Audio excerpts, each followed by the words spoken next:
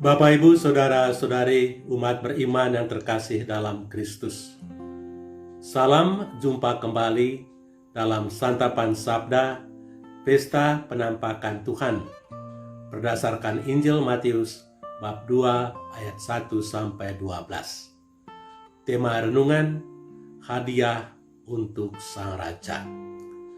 Bapak, Ibu, Saudara-saudari terkasih, ada sebuah versi tidak tertulis dalam kitab suci tentang 3 raja dari timur.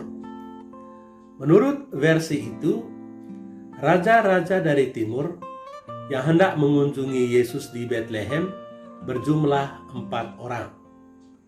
Raja yang keempat itu bernama Artaban. Artaban membawa serta intan, emas, dan perak untuk dihadiahkan kepada kanak-kanak Yesus.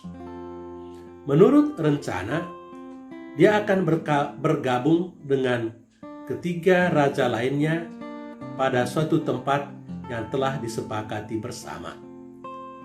Tetapi dalam perjalanan tersebut, ia bertemu dengan seorang sakit yang meminta bantuannya. Artaban mengambil perak miliknya dan menjualnya, lalu uangnya diberikan kepada orang sakit itu. Ketika tiba di tempat di mana ia harus bertemu rekan-rekannya, ternyata ketiga raja dari timur itu sudah berangkat ke Betlehem. Karena itu, Artaban menyusuli mereka ke Betlehem. Dalam perjalanan ke Betlehem itu, ia bertemu dengan seorang serdadu yang hendak membunuh seorang kanak-kanak atas perintah Herodes. Ibu bayi itu meminta bantuan Artaban. Artaban berdiam diri sejenak dan mencari akal. Ia memberikan emasnya kepada ibu itu untuk menyogok serdadu agar ia tidak membunuh kanak-kanak itu. Bayi itu luput, tetapi emas yang disiapkan sebagai hadiah untuk kanak-kanak Yesus telah berpindah tangan. Kini milik satu-satunya adalah intan. Dia melanjutkan perjalanannya ke Betlehem. Setibanya di Betlehem, Yesus, Maria, dan Yosef sudah mengungsi ke Mesir. Karena itu, Artaban mengembara dan mencari Yesus di mana-mana, tetapi tidak menjumpainya. Pada suatu hari, dalam tahun yang ke-33, ia tiba di Yerusalem. Hari itu adalah hari penyaliban Yesus dari Nazaret. Ketika Artaban mendengar bahwa raja yang sedang dicarinya akan disalibkan, ia bergegas menuju Kalvari. Dalam hatinya ia berpikir bahwa intan yang ada padanya bisa menyelamatkan nyawa sang raja dari Nazaret itu. Tetapi sebelum tiba di sana, tiba-tiba langit diliputi kegelapan. Gempa bumi hebat menyertai kematian Yesus di Kalvari. Sebuah batu besar menimpa kepala Artaban. Dia pingsan seketika. Dalam keadaan setengah sadar, dia mendengar suatu suara yang berkata, "Apa saja yang kau lakukan terhadap salah seorang saudaraku yang paling kecil sekalipun, engkau melakukannya untuk aku." Artaban tersenyum, lalu menghembuskan nafasnya yang terakhir.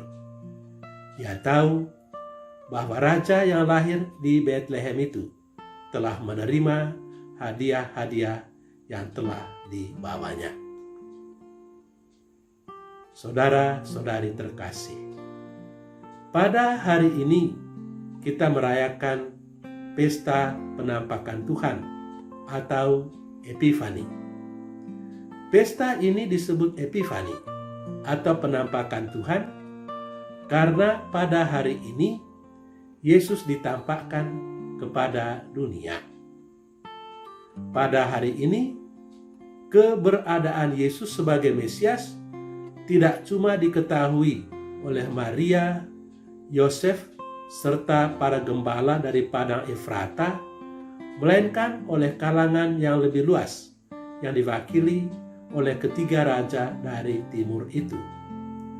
Dahulu, pesta ini disebut pesta tiga raja. Bahkan, sejak kecil kita diperkenalkan dengan tiga raja itu sebagai Gaspar, Melkior, dan Baltasar. Padahal, di dalam Injil Matius, seperti yang kita dengar tadi, tidak pernah disebutkan nama-nama dari ketiga raja itu. Saudara-saudari terkasih, baik ketiga raja dari timur maupun Artaban dalam kisah tadi adalah para pengembara yang berusaha untuk menemukan atau mencari makna kehidupan. Mereka menemukan makna kehidupan itu dalam perjumpaan dengan kanak-kanak Yesus yang dilahirkan di kandang Betlehem.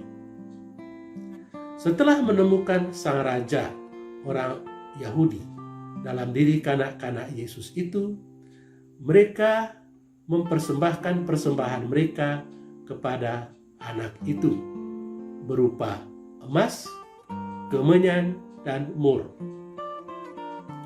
Mencontohi teladan tiga raja dari timur itu, apakah yang patut kita persembahkan kepada kanak-kanak Yesus yang lahir di kandang Betlehem itu?